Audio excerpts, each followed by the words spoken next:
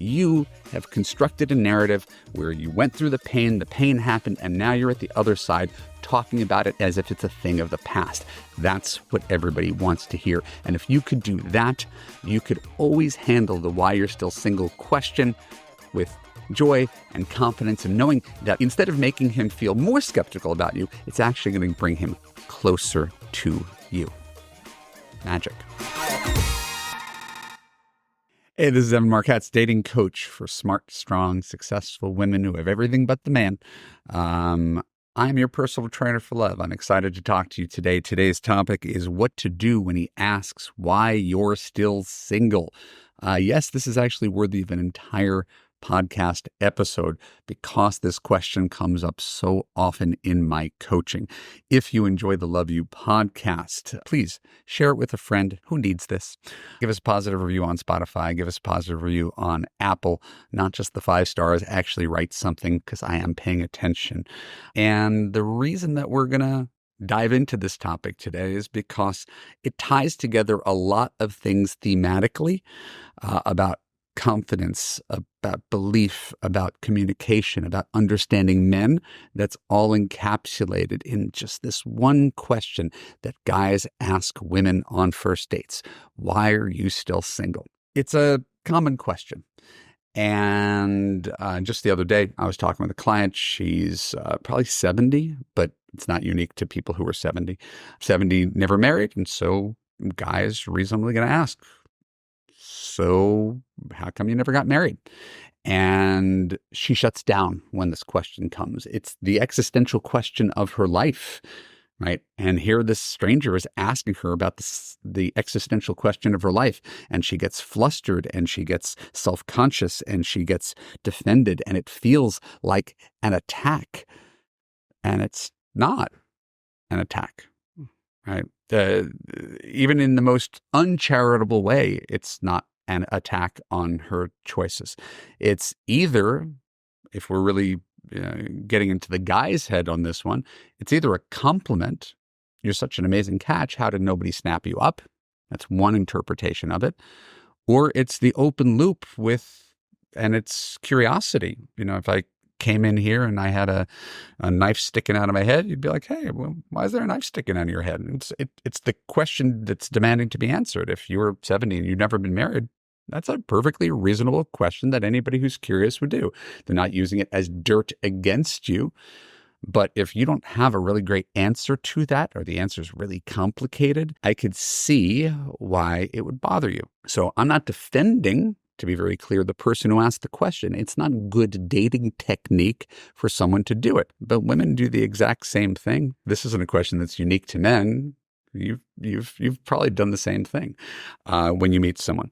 If you met a 60-year-old guy who's never been married, you're probably going to ask the question as to why he's never been married. It is a reasonable question.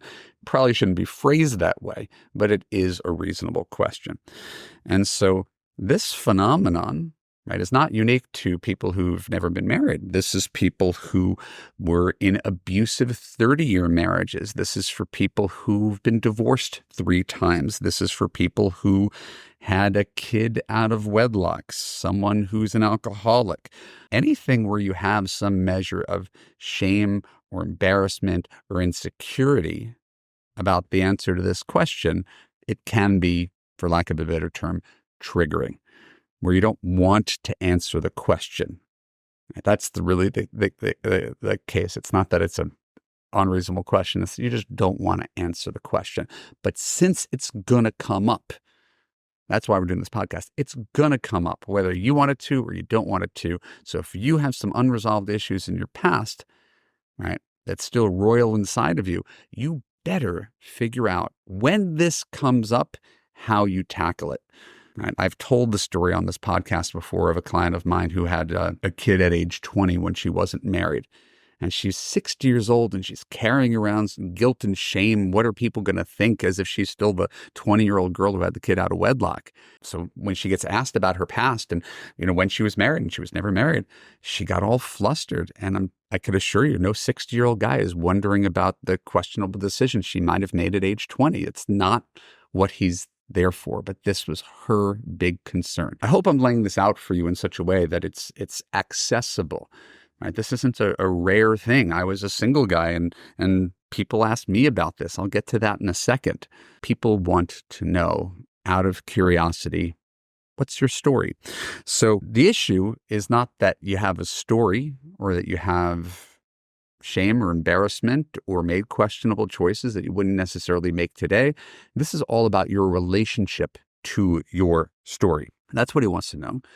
Do you have a healthy relationship with your past? Have you reconciled it? Or are those problems still going on? And if you're struggling with the answer to the question, it's possible that these struggles are still going on and are impacting you today.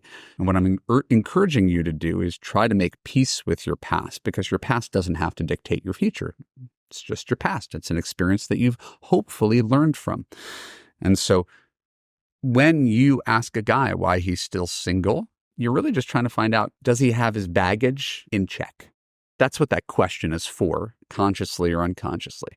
Do you have your baggage in check? If the answer is yes, then great. There's nothing to talk about here. So the way you tackle this on a very practical level is to have what I call a politician answer. Right? Now, politicians are not a popular class of people in America, but I do think there's something useful if you've ever watched a political debate.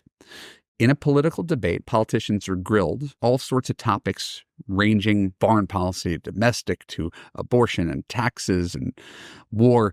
There's a lot that they have to be accountable to. And they also have to be able to give an answer in about a minute. And they also know that when politicians are getting these questions from the journalist, they have to have an answer that is palatable to their base, to the broadest number of people. And it may or may not exactly answer the question that was asked. It just has to be tight and be able to be done in like a minute. And so that's what I'm encouraging you to figure out is, what is your politician answer to why are you still single? Because it's not whether the question is going to be asked, it's how you feel the question, how you handle this leg of the debate that's going to determine how well the date goes. My politician answer, right, starts with honesty. That's the thing that tends to get lost here. What's the answer to why you're still single? I just haven't met the right person. And there's an element of truth to that. It just doesn't take any accountability, and therefore is kind of a non-answer. I just haven't met the right person. Well, okay. Did I learn anything about you? Does it feel like you've taken ownership? Or did you basically just deflect my question? I just haven't met the right person as a deflection, whether a man does it or a woman does it, even if it has some basis in truth. But I think truth works better. And the reason truth works better is that it is so rare that it's refreshing. Honesty is refreshing. If you like this podcast, it's because you are being pulled towards honesty and no bullshit. I'm a 34-year-old guy. I'm a dating coach. I got 2 books in stores. I am dating, and I have no idea why I can't find a wife. I have no idea what's wrong with me. I have no idea what's wrong with them. I have no idea what's wrong with online dating or Los Angeles. I'm spinning and I'm spinning and I'm spinning, but I am self-aware enough to know that honesty usually wins the day. So if someone says, hey, you're a 34-year-old dating coach who tells other people how to find love, why are you still single? I better have a good answer for that, right? And so here's my answer. Why are you still single, Evan? Well, in my 20s, I was kind of a disaster. I didn't mean to be a disaster. I was working hard, but I chose to be a screenwriter. And that's just a tough profession. I came really close to success, but I couldn't make a living, couldn't sustain it. Right? So here I am, 30 years old, starting life all over. No resume, no money, depressed, really bad time. And then kind of put my act together in my 30s, and I wrote a couple books, and I started this job, and I'm really enjoying it, and I'm having success, and I've been dating and dating and dating, and probably maybe too much online dating, probably got a little too picky, and kind of realized the error of my ways. And now at this point in time, where I am in my career, where I am at with dating, I've never been in a better place to have a healthy relationship than I am right now. That's a great politician answer, because it has the benefit of being true, owning my shit, leaving on a positive note, because that's all the person across the table wants to hear. So if we were to consider your politician answer, what would it be? And we could make anything up, right? I'll make one up right now. This is not scripted. I'll make one up right now, and we'll say it's a typical client. She is 50 and divorced. Hey, Nancy, why are you still single? It's funny you should ask that, Brad. Every guy's Brad. Funny you should ask that, Brad. I've spent a lot of time thinking about this, as you could imagine. And, truth is, I married the wrong person when I was 27, and we stuck together. We made the best of it. And, you've been divorced before. You understand. You've got a family. You want to make things work, and it's really not working, and you're drifting apart. So a good portion of that time, I was trying to make things work in a relationship where it was untenable. When I finally had the courage to leave, when my youngest one went to college, suddenly I'm in my late 40s and I don't know how to date. And so I go online and, it's kind of like a jungle out there. And I tried to overcorrect. My husband was kind of a slacker. I had to be the man and the woman. I had to take care of all the business in the house. So then I gravitated toward guys who were like really, really successful, but they were workaholics and they were narcissists and they weren't looking for commitment. And, through all that dating process, I kind of got clear on what was important to me. And I didn't want to have someone like my husband. I didn't want to go out with these guys who just looked good on paper, but weren't really good as people. And now I'm at a place where I've got real clarity on what I'm looking for. And that's why I'm here with you. Great politician answer. And if someone said that to you, you'd be like, okay, I get it. I'm buying what you're selling. And the truth is, it's not really a spin. It's the truth. It's just a much better truth than you spinning out of control about all the bad decisions you made and how embarrassed and how ashamed you are. And my ex-husband was this. And you don't need to get into the weeds. You don't need to get into the details. This doesn't have to turn into a therapy session. You have constructed a narrative where you went through the pain happened, and now you're at the other side talking about it as if it's a thing of the past. That's what everybody wants to hear. And if you could do that, you could always handle the why you're still single question with joy and confidence, and knowing that instead of making him feel more skeptical about you, it's actually going to bring him closer to you. Magic. My name is Evan Mark Katz. I am a dating coach for smart, strong, successful women. Thank you for listening to the Love You podcast. If you enjoy this episode, please share it with a friend. Share it on Spotify, Apple. Positive reviews, 5 stars, the whole thing. Tell the world what you're learning here. And if this resonates with you, if each of these podcasts resonates with you and you're like, I would really like to talk to this guy every single week, go to evanmarkatz.com/now. Put in your name and email address.